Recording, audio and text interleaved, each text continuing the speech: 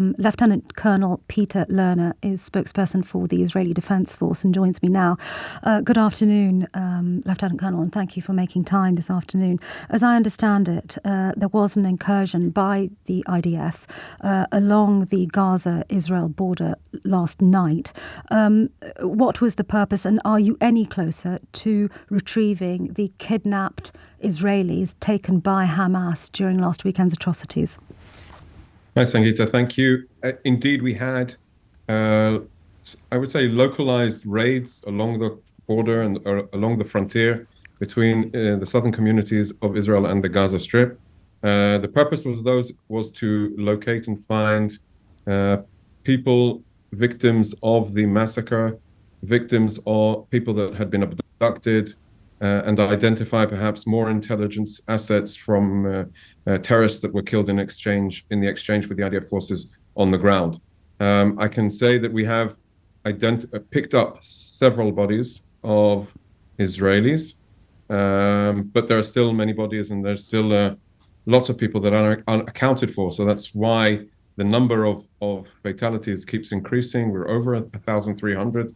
And yes, indeed, our operation is ongoing in order to bring back the people as well as we can, and identify the tedious task of identifying those, some of them mutilated, burnt, very, very dire situation. How many hostages do you believe Hamas still have? We've announced that the 120 have been identified with Hamas. And that is including the number of bodies you received, you were able to bring back last night. That's not including the bodies. Okay, understood. We're on air now at 2 p.m, according to our calculation, 2 p.m. UK time. The order handed by Israel to civilians living in northern Gaza will expire. And that deadline is for 1.1 million people to leave northern Gaza and go south. What is the military objective there?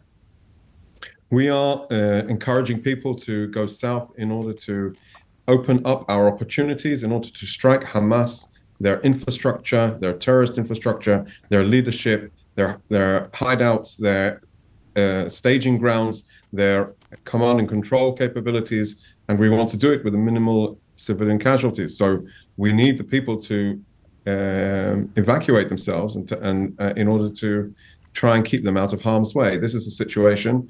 Hamas have turned Gaza, the Gaza Strip, into a fortified fortress of terrorism at the expense of the people of Gaza, and we're trying to fight them and not the people of Gaza, because the people of Gaza, they aren't our enemies. Hamas is our enemy. But is it not true that if you're ordering 1.1 million people to leave northern Gaza and move south, that will inevitably include terrorists? So why are you ordering a million people to leave their homes when even the IDF has agreed that it is an unrealistic expectation for that many people to leave in the time frame given?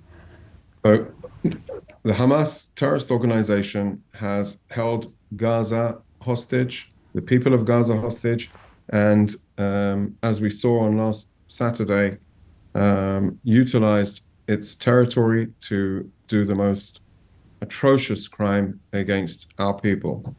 That is not disputed. That is not disputed.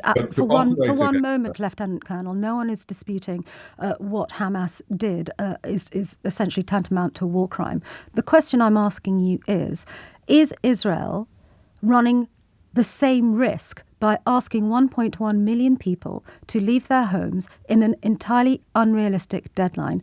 A calculation that I've heard from a humanitarian agency is that in order for all of those people to have cleared that area in the time frame you have given them, 30,000 people an hour would have to leave. That is entirely unrealistic, given there are no humanitarian aid agencies working in that region now.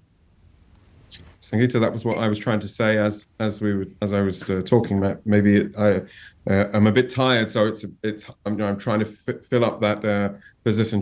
What I wanted to say is the people need to move. we are conducting our strikes. We are embarking on a most significant strike against a terrorist organization. We've instructed the people to go, and I'm happy to say from all of the reports that people are listening to us. Hamas, on the other hand, told the people, no, don't go, stay and sacrifice yourself, because that's what they do best. Indeed, of course, it is a huge endeavor for people to get up and go. It's a huge endeavor for a hospital to be evacuated. Of course, that's a huge endeavor. And when we announced this, not this morning, but yesterday, that people need to evacuate themselves, our announcement to the media, to the press, to the public, was not bound by an ironclad deadline, because we're watching and we're making sure, and we're trying to encourage more and more people to take the road south. Today we announced 2 roads that would be safe for them to travel on. Now, we have to realize that even as we're speaking today, there are more rockets coming out of Gaza, and the operation is ongoing. And yes, it is a very, very challenging situation to operate in an area where there is so many civilians, and we are trying to minimize that by instructing people to evacuate. Your description of safe routes for civilians to leave has been challenged by a number of agencies. I will read you comments from just one. This is an unequivocal statement from Martin Griffiths, who is the UN Under-Secretary General for Humanitarian Relief. He says, the order to evacuate 1.1 million people, Palestinians, from northern Gaza defies the rules of war and basic humanity. Gaza is under intense bombardment. Roads and homes have been reduced to rubble.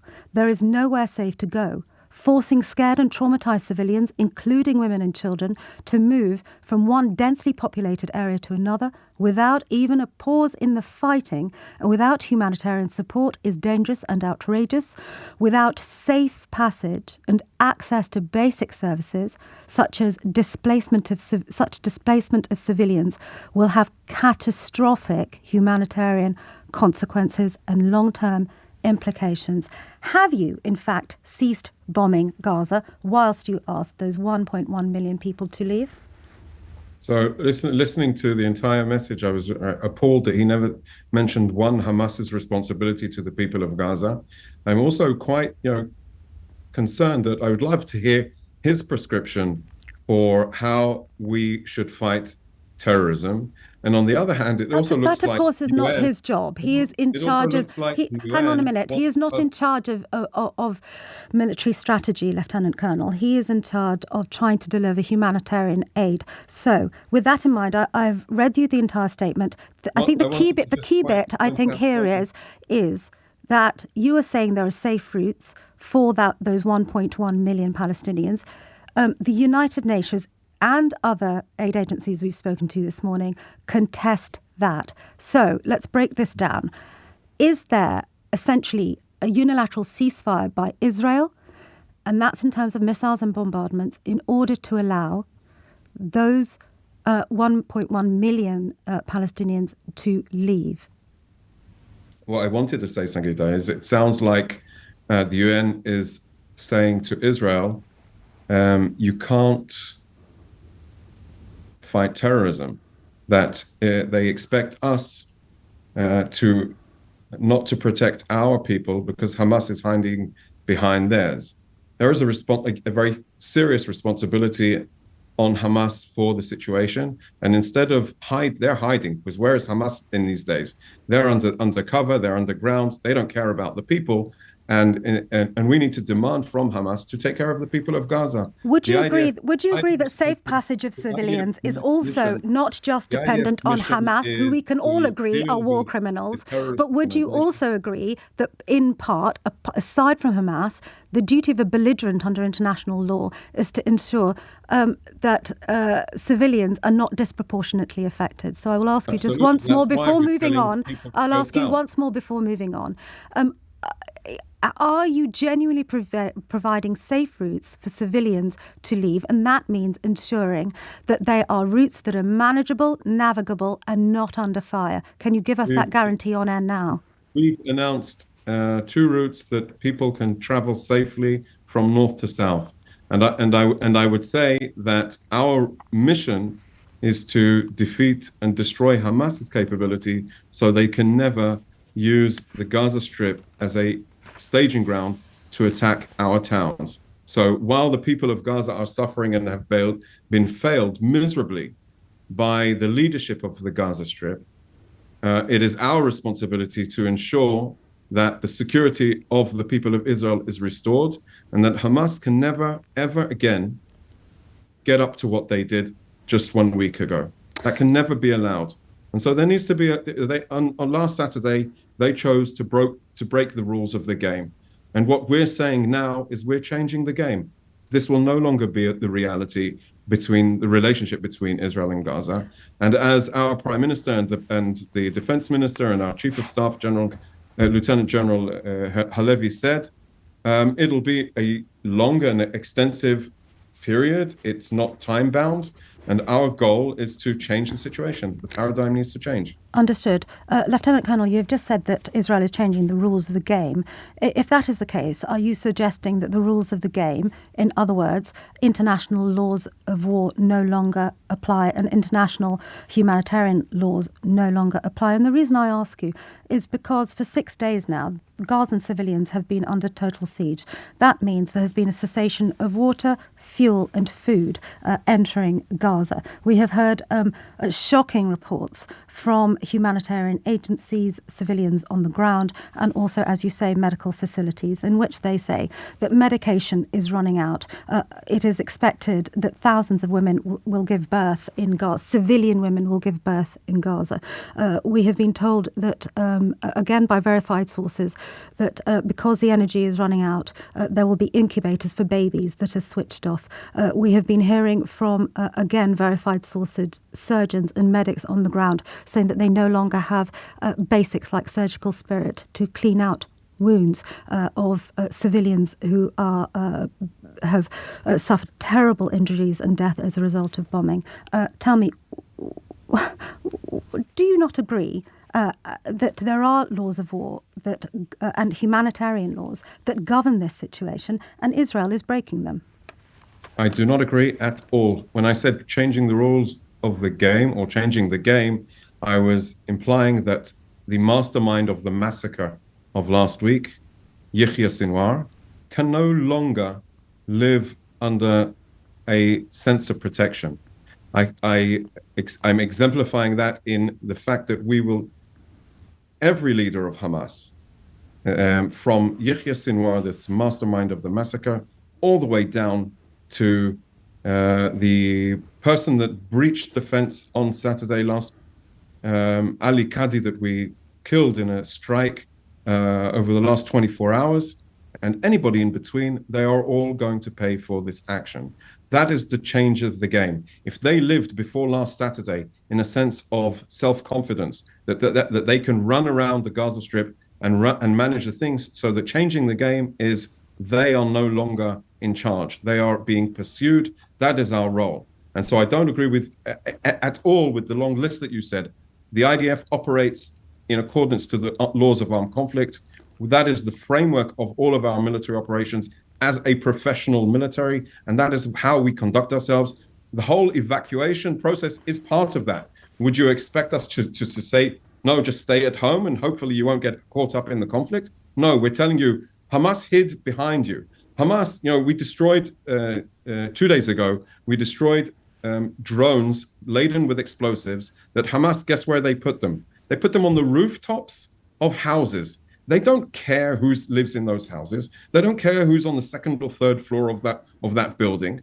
So we took out, we announced, and we took out the drones so that they cannot cause any more damage, as they did last Saturday when they used drones to strike positions and communities and people partying in the desert.